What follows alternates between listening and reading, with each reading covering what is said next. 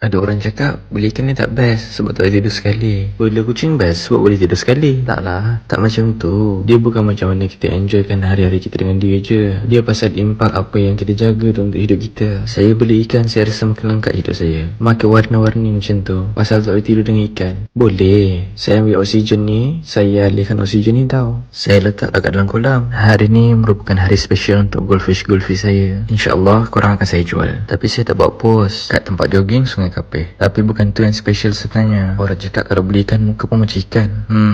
Goldfish ni jinak. Saya letak tangan je, dia masuk kat tangan saya. Saya pun angkat lah dia. Dia nak lari, tapi saya dah dapat. Betul ke kalau belah haiwan tu muka akan sama? Kenapa saya rasa takut tengok Rupanya perasikal ni tak reda. Tengok dia turun sendiri. Inilah yang orang selalu panggil goldfish pimpong. Tapi bukan tu yang special. Yang specialnya, saya sauk dia orang semua. Saya cuba dapatkan dia orang semua ni tau. Inilah sebahagian hasilnya. Saya letak dalam jug, saya sambung sauk. Tapi bukan ini yang special. Walaupun ikan ni dah masuk sauk, bukan ini yang special. Tapi ini yang special. Angkat dan bawa masuk kolam tau. Semua orang rasa rumah baru. Cantik kan diorang ni? Hari-hari macam ni saya pandang diorang, saya pun tenang tau. Tapi bukan itu yang special. Ini yang special.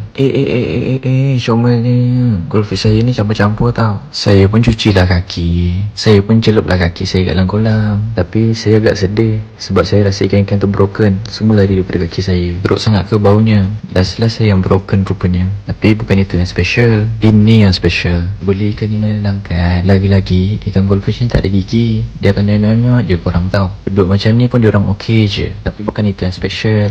Ini yang special. Saya baring, goldfish ni nonyok badan saya tahu. Goldfish ni okey je kalau kita baring sama-sama. Tapi belum cukup baring kan? So bukan itu yang special. Tapi ini yang special. Sebenarnya air tengah isi. Nanti air cukup, saya bolehlah menyelam sama-sama dengan diorang. Berenang sama-sama, blub-blub sama-sama. Ada masa saya boleh buat ni juga dengan diorang. Pandang sebelah, lepas tu main dengan diorang. Baring ni okey je, tapi kena hati-hati jangan tersepit goldfish. Okey, saya dah siap pilih. Saya nak angkat satu ni. Tapi bukan itu yang special. Ini yang special. Kita boleh tidur dengan ikan, tapi tak ramai yang buat. Ikan tu okey je, happy je. Yang penting badan korang bersih. Bila bersih, tak ada jangkitan untuk ikan-ikan ni. Ikan-ikan ni pun akan selesa je dengan korang tahu. Tapi bukan itu yang special. Ini yang special. Bila ikan-ikan tu berenang untuk korang boleh ambil je pakai tangan. Ikan yang susah nak ambil ni pun saya dapat. Ikan syubunkin. Tapi bukan itu yang special.